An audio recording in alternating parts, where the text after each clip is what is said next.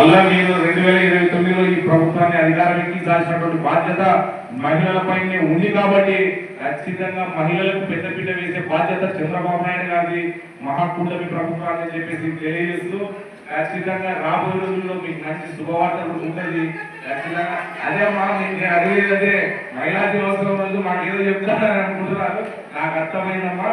ఇప్పటికీ ఆర్థిక వ్యవస్థ అంతా కూడా చిన్న భిన్నమైపోయిందమ్మా. ఎందుకంటే సోషల్ వెల్ఫేర్స్ కానీ జీతాలు కానీ అన్ని కూడా ఉన్నప్పటికీ కూడా మీకు గ్రాడ్యుయేట్ ఇప్పుడు ప్రకటించాము. త్వరలోనే జీతాలు పెంచే కార్యక్రమం కూడా ఉంటుందని చెప్పేసి తెలియజేస్తూ, కాకపోతే కొంత ఓపిక పడాలా. ఎందుకంటే ఒక రైతు ఒక సంవత్సరం పంట నష్టం వస్తే మరో సంవత్సరం కోలుకోవడానికి ఎంత సమయం పడుతుందో ఈ రాష్ట్రాన్ని సర్వనాశనం చేసిపోయిన జగన్మోహన్ రెడ్డి నుంచి మనం కాపాడుకోవడానికి 9 నెలల సమయంలో ఒక తొలికి వచ్చింది. త్వరలో కూడా ఇంకా మంచి ఫలితాలు వస్తాయి.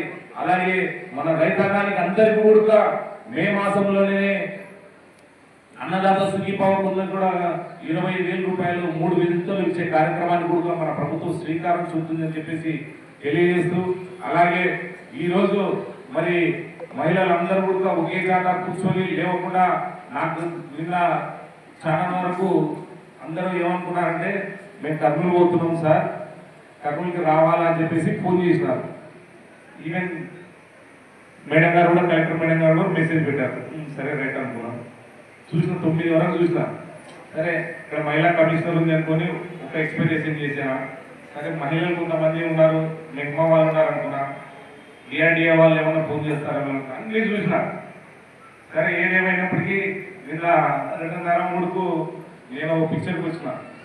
ఫోన్ చేసిన ఏమో ఎక్కడ పెట్టిన గ్రీవెన్స్, మరి నేను మున్సిపాలిటీకి అయితే వస్తున్నా అని చెప్పిన. సార్ మున్సిపాలిటీకి వస్తున్నా సార్, మీరు గ్రీవెన్స్ ఇక్కడ పెట్టుకోండి, మెహ్మా వాళ్ళు ఏదో చిన్న కార్యక్రమం అంటే ఎక్కడ పెడుతున్నారమ్మా అన్నారు. అన్నాక ఏదో జై కిసాన్ పార్క్ ఏదనుకుంటే వద్దులేమ్మా ప్యారడైజ్ ఫంక్షన్లో బయట ఉంది కదా అక్కడ పెట్టు అని చెప్పిన. అంటే అక్కడ తెలియకుండానే నేను చెప్పిన, కానీ దాని వెనుక ఏం చేయాలనేది నా మనసులో ఉంది కాబట్టి నేను చెప్పిన. దాని తర్వాత 9 గంటల వరకు అందరూ క్లారిటీగా ఓహో ఇక్కడ లేదు అనేది బ్రహ్మాండంగా నడపాలని చెప్పేసి రాత్రి మనం ముందుకు పోదాం. దాదాపు 200